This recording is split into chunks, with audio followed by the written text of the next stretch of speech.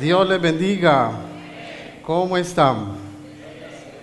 Bueno, mis amados hermanos, la lectura bíblica es en Salmos capítulo 19, versículo 12 al 13. Por favor, busquen su Biblia, si trajo Biblia, o en el celular, si tiene su Biblia, busque allí Salmo 19, 12 al 13. Ahora, y leemos la Sagrada Escritura en el nombre del Padre, del Hijo y del Espíritu Santo. En el Salmo 19, versículo 12 al 13. Dice: ¿quién podrá entender sus propios errores? ¿Quién podrá entender sus propios errores? Líbrame de los que me son ocultos. Preserva también a tu siervo de las soberbias, que no se enseñoreen de mí. Entonces seré íntegro y estaré limpio de gran rebelión. Amén. Oremos al Señor. Señor, te damos gracias por tu presencia en este lugar. Gracias por tu palabra. Creemos que tu palabra es la verdad, que la Escritura es la verdad completa, perfecta, absoluta, inerrante. En la Biblia no hay error, es perfecta, es tu voz, es tu mensaje. Reconocemos también nuestra necesidad por tu palabra. Deseamos escuchar tu voz. Ilumínanos, Espíritu Santo, para entender tu palabra, para disponer nuestro corazón y para obedecerla, Señor. Con plena reverencia y con plena atención vamos a estar conectados a tu palabra en esta mañana, en el nombre de Jesús. Amén. Vamos a iniciar, quiero decir que vamos a iniciar una serie temática y la vamos a dividir en 4 partes durante el mes de febrero y marzo. Hoy va a ser la introducción y dentro de un mes iniciamos el desarrollo del tema y lo vamos a hacer en 3 prédicas más durante el mes de marzo. Entonces esté muy conectado con este tema y se va a ir subiendo las prédicas a YouTube para que las puedas escuchar y compartir. El título de la serie es La soberbia y sus consecuencias. La soberbia y sus consecuencias. Allí usted puede ver una serpiente muy bonita, pero realmente simboliza la soberbia. Y ya vamos a ver por qué. La soberbia y sus consecuencias. Mis hermanos, generalmente cuando iniciamos un nuevo año, lo primero que pensamos es ¿en qué? En las metas, en los nuevos proyectos a realizar, ¿cierto? Empezamos a planificar muchas cosas y es bueno, es necesario, es importante. Pero lo primero que realmente nosotros como cristianos bíblicos debemos hacer antes de iniciar cada nuevo proyecto, cada nueva meta en el nuevo año, es pedirle a Dios que nos examine. ¿Que nos qué? Que nos examine, que nos haga ver en qué venimos fallando en los últimos años de nuestra vida. ¿En qué venimos fallando? Antes de iniciar cualquier cosa, lo primero es limpiar la casa. Diga, limpiar la casa. Cuando uno llega a la oficina a trabajar, siempre lo primero es que sacudir, barrer, trapear, poner todo en orden. ¿Para qué? Para comenzar el día con el área de trabajo limpio, organizado. ¿Cierto que sí? Es lo primero que hacemos. Y asimismo debemos hacer con nuestra alma, con nuestra mente, con nuestro corazón, antes de emprender cualquier meta o proyecto en el nuevo año, es decirle a Dios, examina mi corazón. Lastimosamente, algunos pareciera que les gusta vivir en medio de la suciedad y el desorden, tanto físico como espiritual. Y se acostumbran a eso. Espiritualmente es igual también. De hecho, una cosa es reflejo de lo otro. Y año tras año siguen viviendo vidas espiritualmente desordenadas, pretendiendo que les vaya bien en lo que emprenden, pero resulta, mis hermanos, amada iglesia, que Dios no bendice donde hay desorden. donde hay suciedad, donde hay caos, donde no hay claridad, tanto en lo físico como en lo espiritual. Dígame. Al iniciar el año, lo primero que tenemos que hacer es revisar nuestro corazón, hacer una introspección, como dicen los psicólogos, reflexionar con sinceridad para darnos cuenta en qué estamos equivocados desde el año pasado o hace años atrás. ¿Qué venimos haciendo mal? ¿Por qué no hemos progresado en ciertas cosas de la vida? ¿Por qué no hemos avanzado espiritualmente? ¿Por qué no estamos como quisiéramos estar? ¿En qué estamos desobedeciendo a Dios? ¿En qué estamos ofendiendo o haciendo daño a nuestro prójimo? Recuerde que la palabra prójimo es próximo, es decir, tus seres queridos más cercanos son tu prójimo. ¿Cómo queremos, hermanos, que Dios nos bendiga en un nuevo año con esas nuevas metas, con esos nuevos proyectos, si comenzamos otra vez con el corazón y con la mente llena de pensamientos de resentimiento, de pensamientos de odio, de pensamientos de rencor, de menosprecio, de envidia, de pensamientos de celos, de altivez, de incredulidad, de mentira, de arrogancia, de rebelión, de mundanalidad? ¿Cómo queremos emprender este año y que nos vaya bien si seguimos igual en nuestro corazón? Hoy es el día para evaluar nuestro corazón, para arrepentirnos genuinamente de nuestro pecado. Comenzar el año al derecho, diga al derecho, con Dios, reconociendo nuestros errores, hermanos, confesándolos delante de Dios, pidiéndole perdón a Dios, y de aquí en adelante procurar y esforzarnos en no volver a lo mismo, manteniéndonos firmes en el Señor. Hoy es el día para revisar nuestro corazón, para arrepentirnos y tomar decisiones radicales en nuestra vida. ¿Cuántos dicen amén? El Salmo 19 dice: ¿quién podrá entender sus propios errores? ¿Quién podrá entender sus propios errores? Este salmo nos muestra, hermanos, que nadie puede entender sus propios errores. Nadie puede entender sus propios errores. Es por eso que Dios mismo nos tiene que hacer ver nuestros errores por medio del Espíritu Santo y por medio de su palabra. El Espíritu Santo nos examina, nos revisa, nos redarguye de nuestro pecado.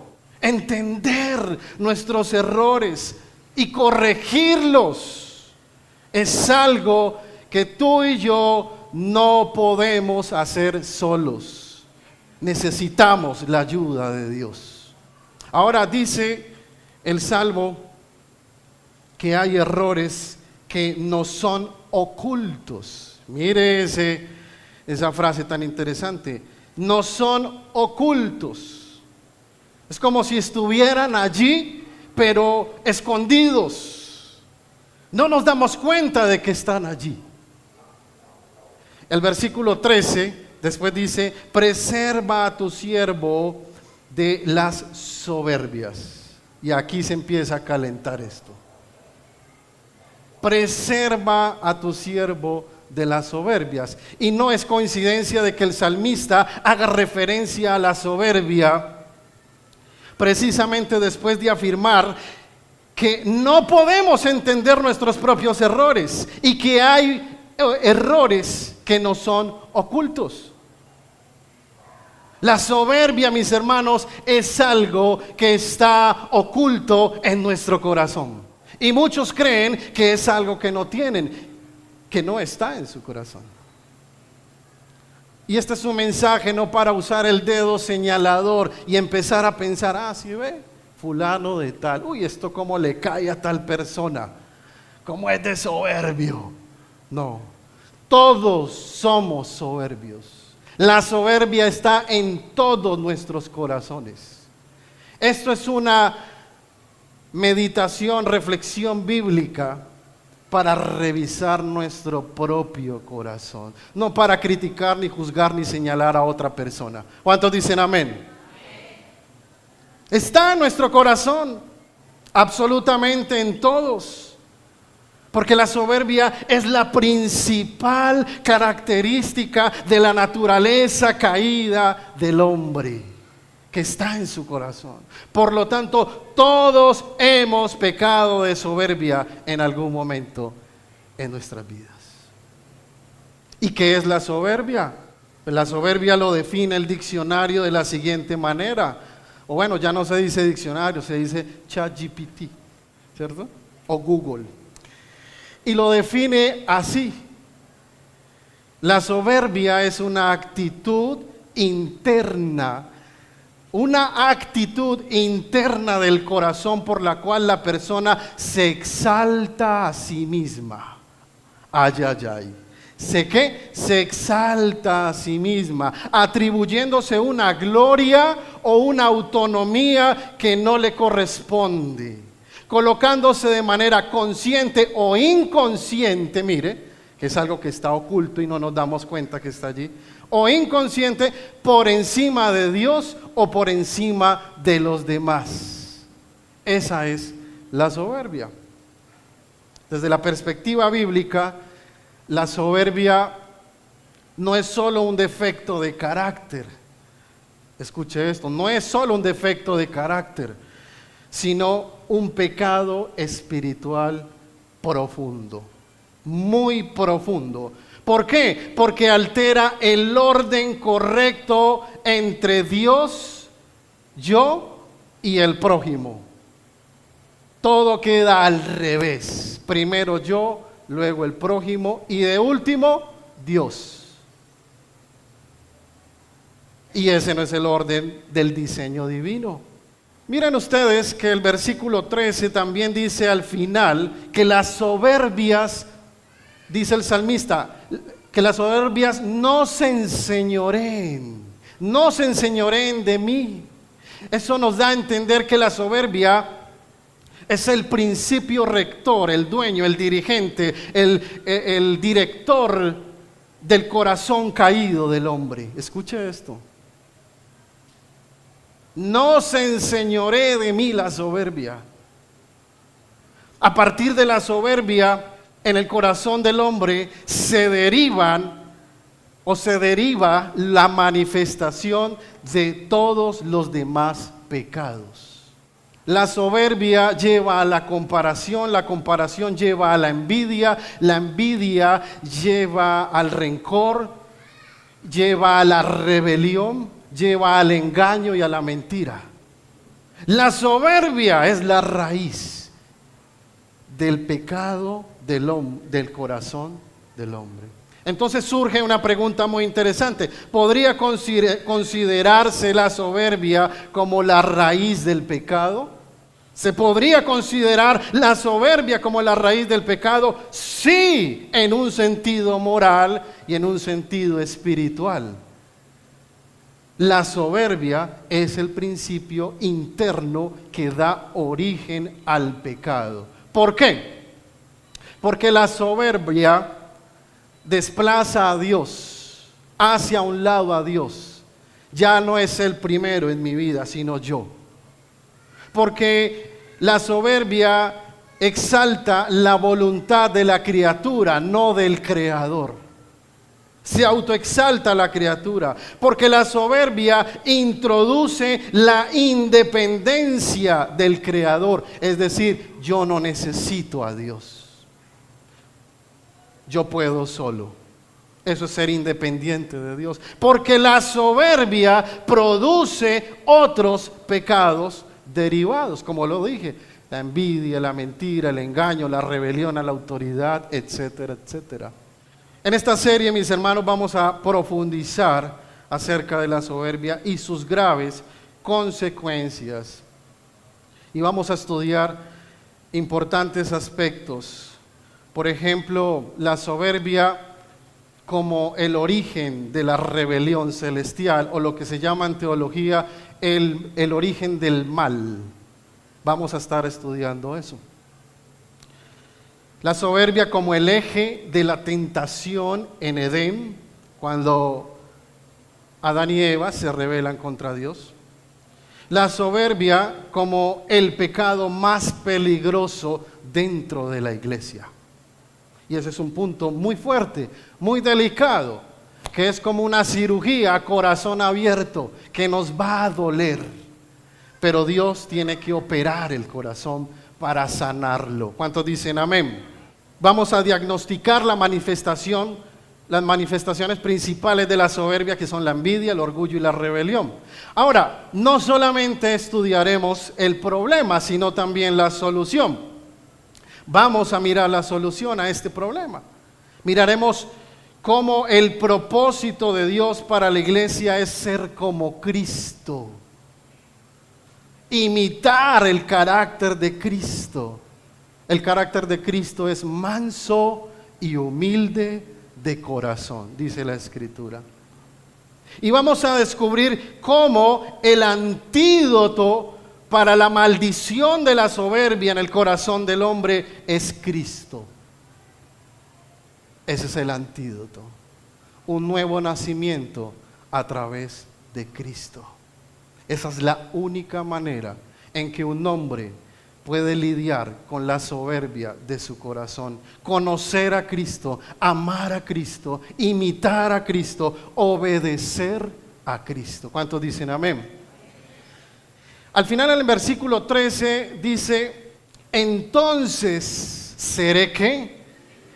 Seré íntegro. Mire el resultado.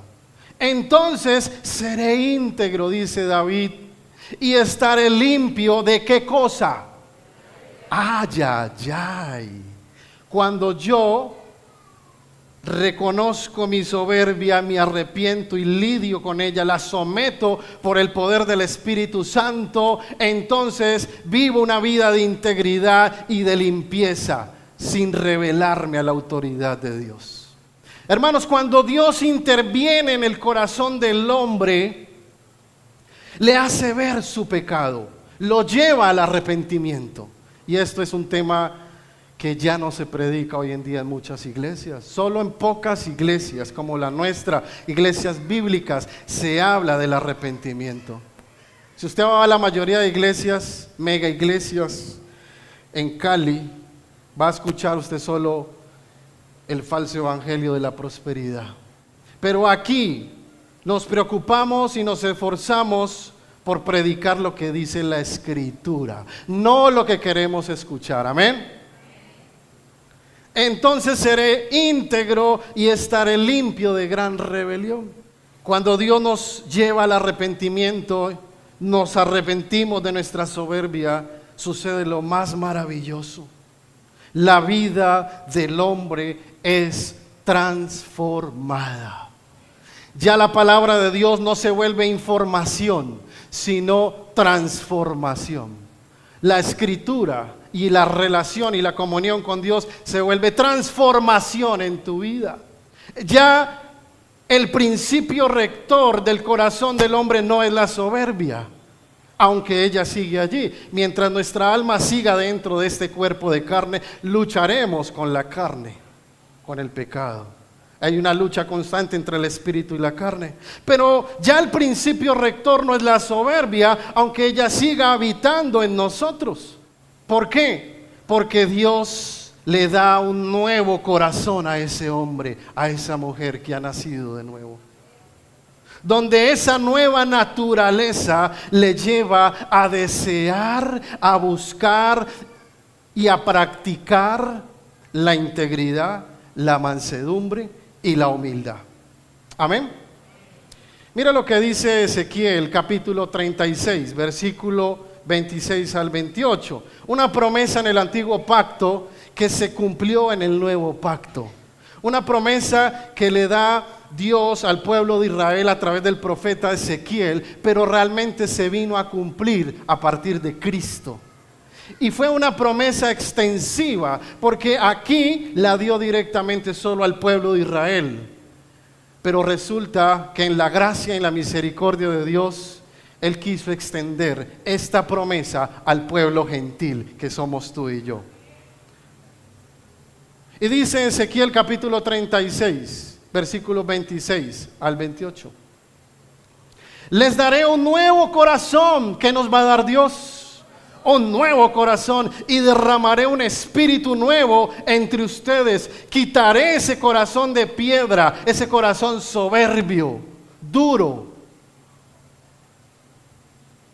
que ahora tienen, y les pondré un corazón de carne, es decir, un corazón sensible, arrepentido, humilde. Infundiré mi espíritu en ustedes y haré que sigan mis estatutos y obedezcan mis leyes. Amén. Las personas que se han arrepentido de su pecado, han reconocido a Cristo como su Señor y Salvador personal, nacen de nuevo. Comienzan una nueva vida, es un renacer. Dios le da una nueva vida, un nuevo corazón, un corazón que ya no es un corazón endurecido precisamente por la soberbia, sino un corazón de carne sensible. ¿Para qué? Para someterse voluntariamente al plan de Dios, a la voluntad de Dios. Ya no dominado por la soberbia de su vieja naturaleza. Esa persona comienza a vivir una nueva vida guiado por el Espíritu Santo. El fruto del Espíritu Santo se manifiesta en esa persona, reflejado precisamente en mansedumbre y en humildad, así como es Cristo. Jesús dijo: aprended de mí que soy manso y humilde de corazón. Y esta solo es la introducción. La prédica de hoy es solo la introducción. Y vamos a desarrollar 3 punticos como la base, el lienzo sobre el cual vamos a dibujar, para que todo esté claro desde el principio, porque es un tema difícil, confrontador, molesto, donde nos vamos a ver todos involucrados aquí. Nadie se salva. Todos tenemos que ser exhortados por la palabra de Dios. Primero que todo, mis hermanos, Dios no es el autor del mal. Si usted está tomando apuntes, lo felicito porque así aprende más. Y escriba allí como primer punto: Dios no es el autor del mal. Es que la culpa es de Dios porque Dios nos dio esta naturaleza o este corazón. No, lo que enseña la Biblia es totalmente lo contrario. El mal y el pecado no es una sustancia creada, no es algo que Dios creó, sino que es una corrupción moral que surge primeramente en Lucifer y segundo en Adán y Eva, por el uso indebido de la libertad moral de estas criaturas, porque fueron creados libres. Y vamos a mirar esto. Mire lo que dice Primera de Juan capítulo 1 versículo 5. Dios es luz y en Él no hay ¿qué? Oscuridad. Dios no creó el pecado, Dios no creó el mal. ¿Por qué? Porque la naturaleza de Dios es impoluta, es perfecta, es santa, es sublime. En Él habita en la majestad de su gloria. Y es 3 veces santo, ni siquiera una. Santo, no, santo, santo, santo. Su amor es santo, su misericordia es santa, su poder es santo. Su naturaleza es perfecta, santa, completa. En Él no hay pecado, no hay oscuridad. Por lo tanto, Dios no creó el pecado. Hay que poner esa base muy clara y muy importante para seguir avanzando. Mira lo que dice Génesis capítulo 1, versículo 31. Cuando Dios crea todas las cosas, Dios vio todo lo que había hecho. Y he aquí que era ¿qué? Bueno en gran manera. Ese bueno significa perfecto. Toda la creación, los cielos, los mares, las montañas, los bosques, los ríos, los animales y finalmente el hombre. Lo crea perfecto, lo crea completo, bueno, sin pecado. En segundo lugar, la libertad moral, o lo que se llama libre albedrío, la cual está limitada solo a la salvación. Nadie puede escoger ser salvo, porque Dios es el que elige a quienes salva. Pero en cuanto a la vida, a nuestras decisiones terrenales, sí tenemos una libertad. Tenemos un campo de acción que se llama libre albedrío o libertad moral. Dios nos crea de esa manera porque no nos crea como máquinas o como robots, nos crea libres. Pero la libertad moral lleva a la posibilidad de la rebelión. Porque si Dios creó hombres y ángeles libres de decidir obedecer o no, algunos ejercen su libertad desobedeciendo y otros ejercen su libertad obedeciendo. Y es lo que revela la Sagrada Escritura. Lo vemos primeramente con los ángeles en el cielo, cuando se rebelaron contra Dios a causa de la soberbia que se halló en el corazón de Lucifer. Y él arrastra a millones de ángeles contaminados por el engaño de Lucifer. Estos ángeles que se rebelan en el cielo contra Dios ejercieron su libertad. Habían sido creados perfectos, pero ejercieron su libertad. Tanto los ángeles como el hombre fueron creados por Dios con voluntad y con responsabilidad moral. Mira lo que dice Colosenses capítulo 1, versículo 16. Porque en Él, en Cristo, fueron creadas todas las cosas, las que hay en los cielos y en la tierra. Mire usted, en los cielos, o sea, incluyendo los ángeles, en la tierra, el hombre y todo lo que existe aquí. Visibles e invisibles, sean tronos, dominios, principados, sean potestades, todo fue creado por medio de Cristo y para Cristo. Dios, repito, los creó perfectos, con libertad para elegir, obedecer o no. Pero ambos eligieron rebelarse contra Dios. Mira lo que dice Apocalipsis capítulo 12, versículo 7. Después hubo una gran batalla en el cielo. ¿Dónde fue la batalla? En el cielo. Miguel y sus ángeles luchaban contra el dragón, contra Satanás. Miguel, un arcángel, el más, digamos, de rango más alto en el cielo. Estaban luchando contra Satanás. Y dice, y luchaban el dragón y sus ángeles. Mis hermanos, en el cielo, el pecado entró en el corazón de Lucifer. Lucifer significa ángel de luz. Fue creado en luz, en perfección, en belleza. Pero se miró a sí mismo, miró su belleza, se admiró a sí mismo, codició la belleza de Dios, se comparó con Dios, envidió a Dios y dijo, yo puedo ser como Dios, yo puedo ser también un Dios. Y se rebela contra Dios. Dice la palabra en Ezequiel capítulo 28, versículo 17, que su corazón se enalteció a causa de su hermosura, a causa de su hermosura, y él corrompió su sabiduría a causa de su esplendor. Era hermoso, era sabio, pero su corazón se corrompió porque se halló en él soberbia. Y asimismo sucedió en Edén de manera parecida. Y a esto le llamamos el origen del mal. Eso lo vamos a estar explicando más adelante. En el caso del hombre, el pecado entró en el corazón del hombre cuando Eva permite ser seducida, ser engañada por Satanás en el huerto del Edén. Ella escucha a la serpiente, se deja envenenar la mente, le prestó atención a lo que dijo Satanás, Eva.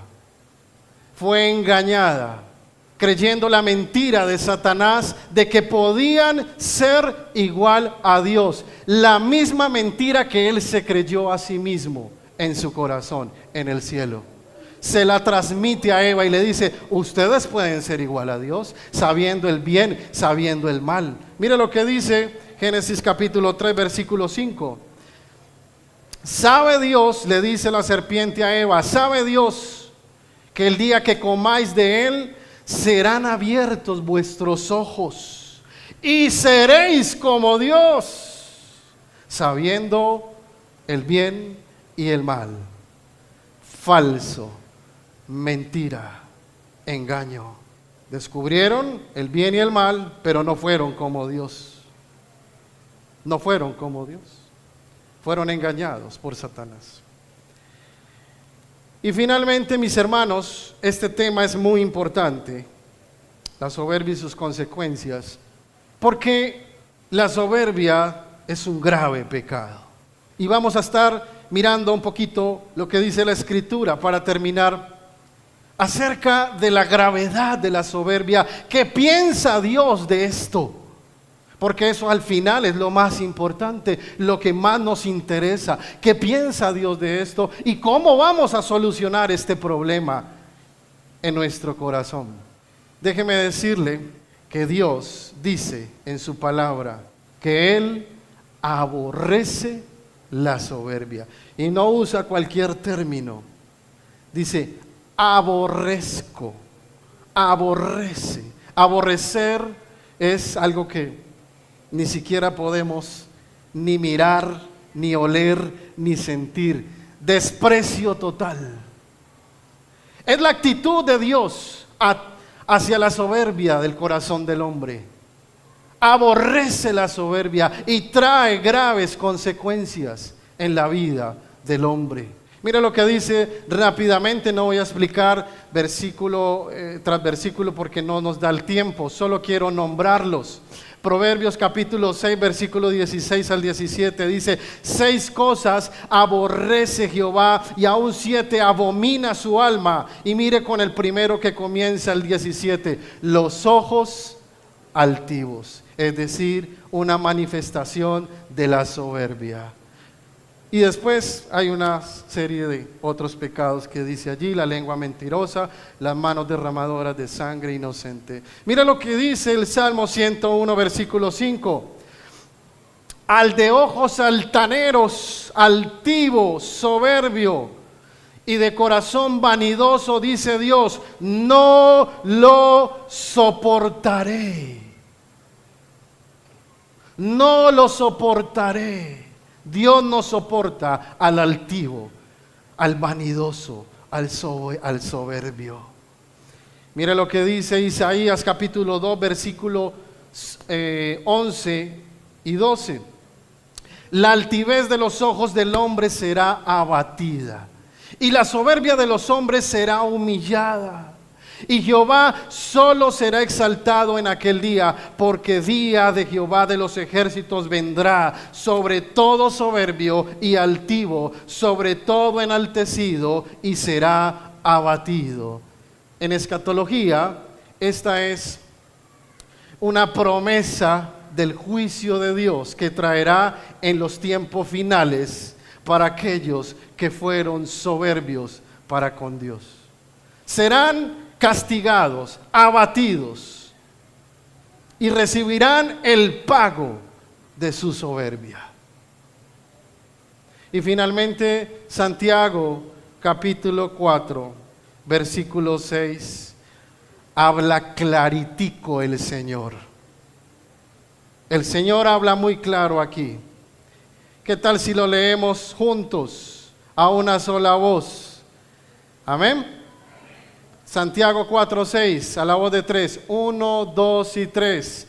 Dios resiste a los soberbios y da gracia a los humildes. ¿A quién resiste Dios? A los soberbios. ¿Quiere algo más claro, hermano? No se puede. ¿A quién da gracia a Dios? A los humildes, a los que se humillan, a los que se arrepienten, a los que confiesan su pecado, a los que reconocen sus errores, a los que buscan a Dios y le dicen: Señor, ayúdame, te necesito. Necesito tu palabra, necesito orar, necesito congregarme, quiero servirte. Pero el que es soberbio y el rechaza a Dios: no, yo para qué leo la Biblia, yo para qué me congrego, yo para qué oro, yo no necesito nada de eso. Es triste las consecuencias de la soberbia, porque la soberbia lleva a practicar otros pecados.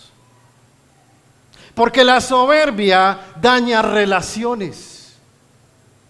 Porque la soberbia destruye familias. Porque la soberbia divide iglesias. Porque la soberbia puede traer aún desgracia a toda una nación entera. Así como sucedió con Venezuela a causa de ese régimen comunista que trajo maldición a Venezuela. Después de 27 años apenas se está recuperando.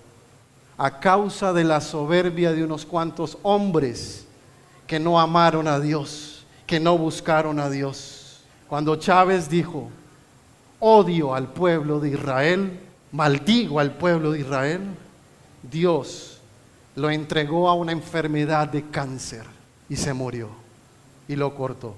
¿De qué queda de la soberbia, mis hermanos? Destrucción, daño, tristeza, dolor, hambre, escasez. Dios guarde a Colombia de caer en un sistema socialista y comunista y se desarrolle en esta nación un sistema democrático y libre, de justicia y de orden. ¿Cuántos dicen amén? Hermanos, pidámosle al Señor hoy que nos libre, que nos guarde de la soberbia, que nos ayude a ser humildes. Póngase en pie y oremos al Señor.